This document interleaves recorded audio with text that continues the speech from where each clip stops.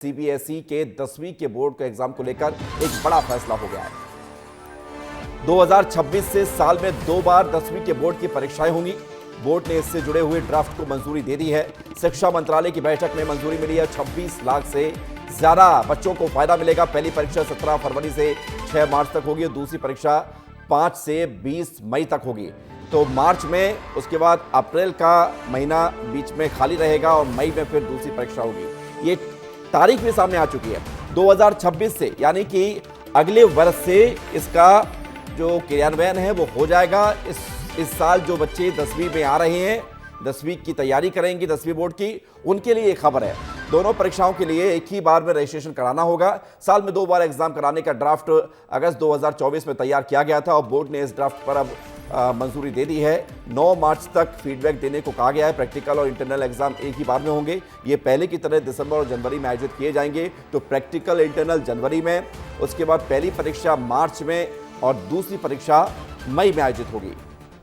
10वीं की परीक्षा 2026 से साल में 2 बार होने जा रही है। इस खबर को आप देखिए, और ये सीबीएसई बोर्ड के पैटर्न पर होगी, यानी central board of secondary education का जो पैरामीटर्स है 10वीं बोर्ड का, उसमें अब ये बदलाव किया गया है।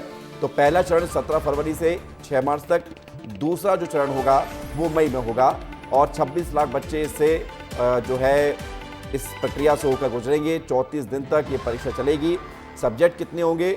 84 सब्जेक्ट होंगे।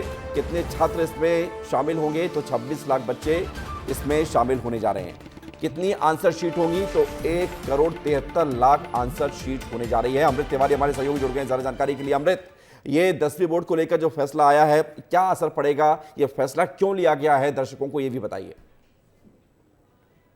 देखिए विवेक, सीबीएसई हर बार जो है अपनी समीक्षा बैठक करती है और लगातार इस बात की समीक्षा चल रही थी कि जो परीक्षा का जो बोझ है छात्रों पे रहता है उसको किस हद तक कम किया जाए, और इसी के मद्देनजर यह ड्राफ्ट तैयार किया है। इस ड्राफ्ट को हरी झंडी मिल चुकी है।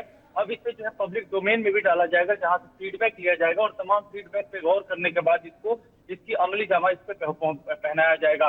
जो सबसे बड़ी बात विवेक इसमें यह है कि छात्रों को इसमें चुनने का अधिकार होगा कि वो एक ही बार में परीक्षा देना चाहते हैं या 2 बार देना चाहते हैं।